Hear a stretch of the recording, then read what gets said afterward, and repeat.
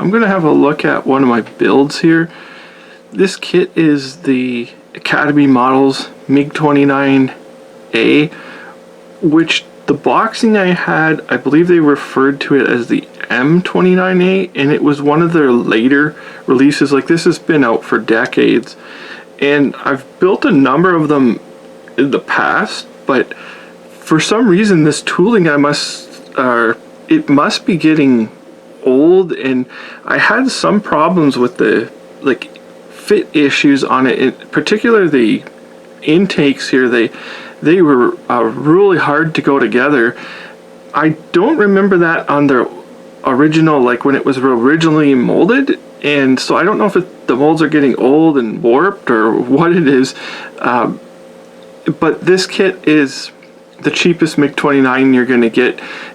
There's kind of only the Great Wall Hobby one, which is astronomically more expensive than the Academy kit.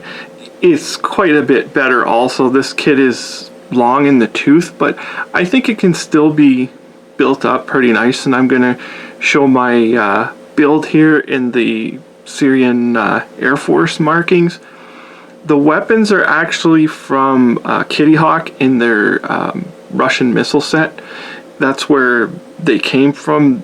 The kit weapons are only air-to-air weapons, and they're usable, but they're like outdated again because of the age of the kit. The pylons, I think, are the only other upgrade I made to this kit, was using the I believe they were Eduard pylons for the MiG-29, which are the ground attack for ground ordnance. They're not the air-to-air ones, which is all that comes in the Academy kit.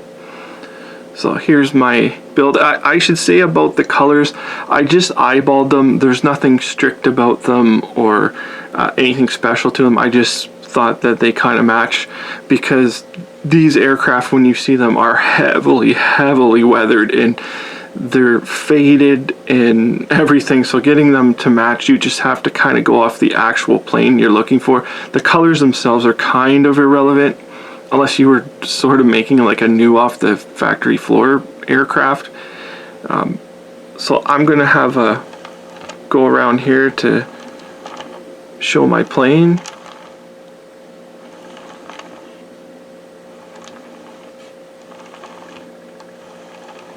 And you can see the rear sections here. I will say I used Flory Models wash, and it actually turned out a little bit too heavy for what I wanted, and I discussed it with like Phil Flory, who actually, they are his washes, and he told me that it's because I put a dull surface and there was kind of like a texture on the dull surface, and the Flory washes, they kind of stick to it.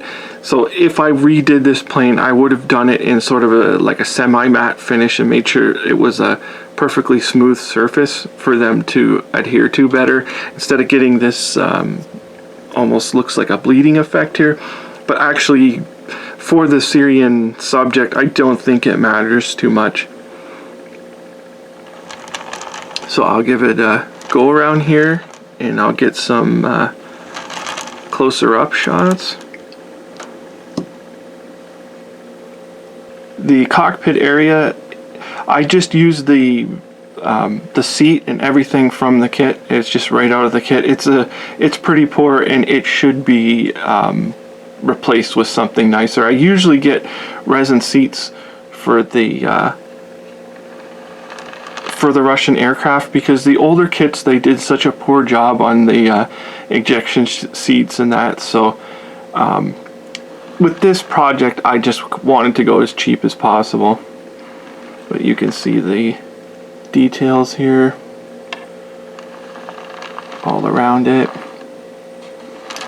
The engines were done with Vallejo, the various Vallejo metal paints that they do, the acrylics. You can see here. And I'll show the undersides. So the underside of the aircraft, you can see the weaponry and the air-to-ground pylons, which are pretty nice. And they give you the fuel tank, which is kind of a highlight to this kit because it is actually very nicely done. And the intakes, that took quite a bit of work to get them right.